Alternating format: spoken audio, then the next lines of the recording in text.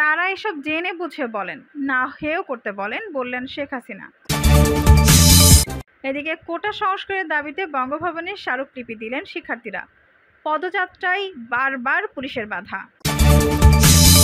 জানাবো এদের কারণে হাঁটাচলা করতে পারি না, প্রটোকল বাহিনীকে ওবায়দুল কাদের। এদিকে গরুকাণ্ডে ফাঁসছেন সাদিকের ইমরান ও প্রাণী সম্পদের কর্মকর্তারা। এবং সর্বশেষ জানাবো গুলিতে ডান কানের ওপরের অংশ ফুটো হয়ে গেছে, জানালেন ট্রাম্প। দর্শক শুনছিলেন সংবাদ শিরোনাম, এখন বিস্তারিত। তারা এসব জেনে বুঝে বলেন, না হেয় করতে বলেন, বললেন শেখ হাসিনা। চীন ও ভারত সফর নিয়ে বিরোধীদের সমালোচনাকে মানসিক অসুস্থতা বলে মন্তব্য করেছেন প্রধানমন্ত্রী শেখ হাসিনা। তিনি বলেন, ভারতে গেলাম দেশ বেঁচে এলাম, চীনে গেলাম খালি হাতে ফিরে এসেছি। তারা এগুলো জেনে বুঝে বলেন নাকি আমাকে হেয় করতে বলেন বুঝি না, এটা তাদের মানসিক অসুস্থতা। প্রাণীমন্ত্রী শেখ হাসিনা বলেছেন, চীন সফরের 21টি সমঝোতা স্মারক স্বাক্ষরিত হয়েছে, 7টি ঘোষণাপত্র স্বাক্ষরিত হয়েছে। আমি জানি না এরপরও যারা সমালোচনা করছেন তারা জেনে বুঝে করছেন কিনা। সবসময় আমার বিরুদ্ধে নেতিবাচক কথা গুজব ছড়ায়, আমি গুরুত্ব দেই না, তাদের বলতে দিন। সংবাদ সম্মেলনে ইউএনবির সম্পাদক ফরিদ হোসেন জানতে চান, ভারতের পত্রপত্রিকায় লেখা হচ্ছে প্রধানমন্ত্রী শেখ হাসিনা চীন থেকে খালি হাতে ফিরেছেন। প্রধানমন্ত্রী সফর থেকে নির্ধারিত সময়ের আগে ফিরে আসতেও আলোচনা তৈরি করেছে। জবাবে প্রধানমন্ত্রী বলেন, অসুস্থ মেয়েকে রেখে চীন সফরে গিয়েছিলাম, অফিসিয়াল কাজ 11 তারিখে শেষ হয়ে যায়, বিকেলে আসার কথা ছিল, সকালে চলে এসেছি। 6 ঘন্টা এত বড় তোলপাড় হবে বুঝিনি। অফিসিয়াল কাজ শেষ হয়ে গেলে আগেও সফর সংক্ষিপ্ত করে দেশে এসেছে, সেখানে বেড়ানোর শপিং করার নেই, তাই আগেই চলে আসি। সেটাকে রংচং মাখিয়ে কথা বলছে। দেশের উন্নয়ন কাজে সমালোচনাকারীদের বিষয়ে প্রধানমন্ত্রী শেখ হাসিনা বলেন, মেট্রো রেলে চড়ছে, এটাও সর্বনাশ। এলিভেটেড এক্সপ্রেসওয়েতে উঠে দ্রুত চলে যাচ্ছে, সেটাও সর্বনাশ। গ্রাম পর্যন্ত বিদ্যুৎ চলে গেছে, এটাও সর্বনাশ। গ্রাম শহর হচ্ছে, সেটাও সর্বনাশ। তারা চায় দেশের মানুষ দরিদ্র থাকুক, তারা কান থাকতে বধির, চোখ থাকতে অন্ধ, সুখ আছে বলে যাক, মুখ আছে বলে যাক, আমি শুনলাম না। প্রধানমন্ত্রী বলেন, তাদের দুঃখ গ্রেনেড হামলা করেছে, মরি নাই, গুলি করেছে, মরি নাই, এটাই তাদের দুঃখ। প্রধানমন্ত্রী শেখ হাসিনা চীনের প্রধানমন্ত্রী লি কিয়াংয়ের আমন্ত্রণে গত সোমবার চীনে সরকারি সফরে বেইজিং যার তিনি বৃহস্পতিবার দেশে ফেরেন। 8 থেকে 10 জুলাই বেইজিংয়ে অবস্থানকালে বাংলাদেশের প্রধানমন্ত্রী চীনের প্রেসিডেন্ট শি জিনপিং এর সঙ্গে বৈঠক করেন। তিনি গ্রেট হল অব দ্য পিপুলে চীনের প্রধানমন্ত্রী লি কিয়াংয়ের সঙ্গেও দ্বিপক্ষীয় বৈঠক করেন। কোটা সংস্কারের দাবিতে বঙ্গভবনে স্মারকলিপি দিলেন শিক্ষার্থীরা। পদযাত্রায় বারবার পুলিশের বাধা। কোটা সংস্কারের দাবিতে আন্দোলনরত শিক্ষার্থীদের প্রতিনিধি দল আজ রোববার বেলা 2:30টার পরে বঙ্গভবনে গেছেন বলে 3টার পরে তারা রাষ্ট্রপতি মোহাম্মদ শাহাবুদ্দিন বরাবর স্মারকলিপি দেন। রাষ্ট্রপতির সামরিক সচিবের হাতে তারা এই স্মারকলিপি দেন। পরে প্রতিনিধি দলটি গুলিস্তানে যান। আজ ঢাকা বিশ্ববিদ্যালয়ের গ্রন্থাগারের সামনে থেকে বৈষম্য বিরোধী ছাত্র আন্দোলন ব্যানারে আন্দোলনকারীদের গণপদযাত্রা শুরু হয়। বঙ্গভবনে যাওয়ার পথে বারবার পুলিশের বাধার মুখে পড়েন শিক্ষার্থীরা। শিক্ষা অধিকার চত্বর 0 পয়েন্ট জিপিওর সামনে পুলিশের ব্যারিকেড দিয়ে আটকানোর চেষ্টা করে শিক্ষার্থীদের। পুলিশের সঙ্গে তাদের বাদানুবাদ হয়। গণপথ যাত্রার উদ্দেশ্যে বিপুল সংখ্যক শিক্ষার্থীর মিছিল শুরু হয়। দুপুর 12টা 2 মিনিটে মিছিলটি ক্যাম্পাসের বিভিন্ন সড়ক ঘুরে শাহবাগ মৎস্য ভবন হয়ে শিক্ষা অধিকার চত্বরে গিয়ে পুলিশি ব্যারিকেডের মুখে পড়ে। তারা ব্যারিকেড ভেঙে সচিবালয় সংলগ্ন সড়কে ঢুকে পড়ে। বেলা 1:10 সচিবালয়ের সামনের সড়কে স্বরাষ্ট্র মন্ত্রণালয়ের সামনে পুলিশের কয়েকজন সদস্য কথা বলতে গেলে শিক্ষার্থীদের সঙ্গে তাদের বাদানুবাদ হয়। শিক্ষার্থীরা পুলিশকে লক্ষ্য করে বিভিন্ন স্লোগান দেন। এ সময় আন্দোলনকারীদের নেতাদের মাইকে কাউকে বিশৃঙ্খলা না করার অনুরোধ করেন। এক পর্যায়ে শিক্ষার্থীদের রাস্তায় বসে পড়তেও বলা হয়। আন্দোলনকারীদের একটি অংশ বেলা 1:18 0 পয়েন্টে অবস্থান নেয়, অন্য অংশটি তখনও পুলিশের সঙ্গে কথা বলছিল। এ সময় মাইকে আবার শিক্ষার্থীদের রাস্তায় বসে পড়ার আহ্বান জানিয়ে বলা হয়, আমরা জায়গা নিয়ে বসে পড়ি, এখানে কিছুক্ষণ অবস্থান কর্মসূচি পালন করব।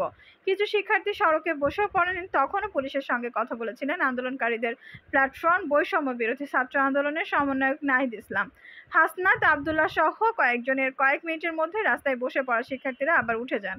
বেলা 1:25 তারা 0 পয়েন্ট মোড়ের সড়ক অবরোধ করেন। 0 পয়েন্টে আন্দোলনের সমন্বয়ক নাহিদ ইসলাম ওই সময় বলেন, এখানে আমরা ব্লকেড কর্মসূচি পালন করব। আমাদের প্রতিনিধিরা স্মারকলিপি দিয়ে বঙ্গভবন থেকে ফেরার আগ পর্যন্ত আমরা 0 পয়েন্টে সড়ক অবরোধ করব। অবরোধে শিক্ষার্থী প্রতিনিধিরা বক্তব্য দেবেন। এদের কারণে হাঁটাচলা করতে পারি না, প্রটোকল বাহিনীকে ওবায়দুল কাদের। প্রোটোকল বাহিনীর বিতর্কিত নেতাকর্মীদের সদস্যদের তিরস্কার করেছেন আওয়ামী লীগ সাধারণ সম্পাদক এবং সড়ক পরিবহন সেতুমন্ত্রী ওবায়দুল কাদের। ভবিষ্যতে তারা যেন নেতাদের নাম ভাঙিয়ে কোনো ধরনের অপকর্ম না করে সেজন্য কঠোরভাবে সতর্ক করেন তিনি।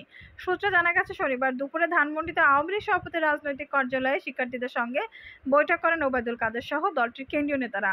এই বৈঠক শেষে নিজ দপ্তরে অভিযুক্ত ওইসব প্রোটোকল বাহিনীর সদস্য নাহিদ কামাল পলাশ, পরশ খান, সাকিব, ওয়ালিউর রহমান, বুলেট, নাজমুল, মুন্সিগঞ্জ সহ কয়েকজনের দিকে আঙুল তুলেন তিনি। বলেন, দেখো তোমাদের নামে পত্রিকায় কি লিখেছে। প্রোটোকল বাহিনীর সদস্যদের তিরস্কারও করেন তিনি। তবে তথাকথিত প্রোটোকল বাহিনীর প্রধান মাহমুদুল আহসাদ রাসেল এ সময় উপস্থিত ছিলেন না। ওবায়দুল কাদের বলেন, এদের কারণে হাঁটাচলা করতে পারি না, গাড়িতে উঠতে বসতে এবং গাড়ি থেকে নামতে এরা সবসময় ঘিরে ধরে, ছবি তুলে বিভিন্ন মাধ্যমে ছড়িয়ে দিয়ে অপকর্ম করে। এসব অপকর্মের জন্য কাউকে ছাড় দেওয়া হবে না। এই সময় আওয়ামী লীগের যুগ্ম সাধারণ সম্পাদক আফম বাহাউদ্দিন নাসিম বলেন, কখন থেকে এই বাহিনীর দৌরাত্ম্য বেড়েছে সেটা আমাদের জানতে হবে। এদের কারণে দলের ক্ষতি হচ্ছে। সাম্প্রতিক আওয়ামী লীগ সভাপতির রাজনৈতিক কার্যালয়ে সংবাদ সংগ্রহের কাছে যান যুগান্তরের স্টাফ রিপোর্টার রফিকুল ইসলাম। এ সময় তার উপর অতর্কিত হামলা করে দলটির এক শীর্ষ নেতার প্রোটোকল বাহিনীর লিডার হিসেবে পরিচিত মাহমুদুল আসাদ রাসেল। গরুকাণ্ডে ভাসছেন সাদিকের ইমরান ও প্রাণী সম্পদের কর্মকর্তারা। সাদিক অ্যাগ্রো ফার্মের সঙ্গে জড়িয়ে আছে ডেইরি ফার্ম অ্যাসোসিয়েশনের সভাপতি আলোচিত ইমরান হোসেনের নাম, যার বিরুদ্ধে নিষিদ্ধ 18টি ব্রাহ্মা জাতের গরু আমদানি ও প্রজনন ও বিক্রি সহ নানা অনিয়মের তথ্য পাওয়া গেছে। তবে কাগজে কলমে সাদিক অ্যাগ্রোর মালিক ইমরান হোসেন নন। এই ফার্মের প্রকৃত মালিক তহিদুল আলম, তিনি ইমরান হোসেনের বন্ধু। আর সাদিক খামার নামে আরও একটি প্রতিষ্ঠান রয়েছে, যার মালিক ইমরান হোসেন।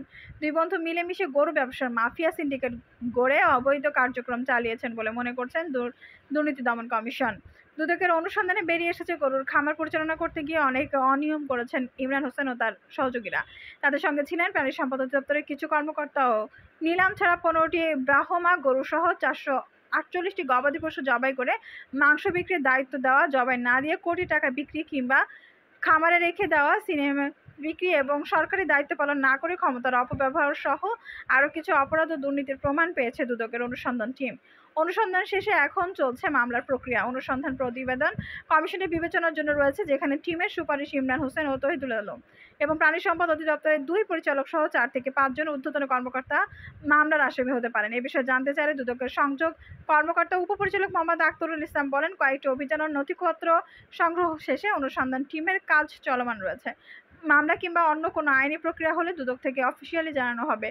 নাম প্রকাশ না করার শর্তে দুদকের ঊর্ধ্বতন এক কর্মকর্তা ঢাকা পোস্টকে বলেন, সার্বিক পর্যবেক্ষণে প্রাণী সম্পদ অধিদপ্তর কেন্দ্রীয় গো প্রজনন ও দুগ্ধ খামারের দায়িত্বপ্রাপ্ত কর্মচারীরা অবহেলার প্রমাণ পাওয়া গেছে।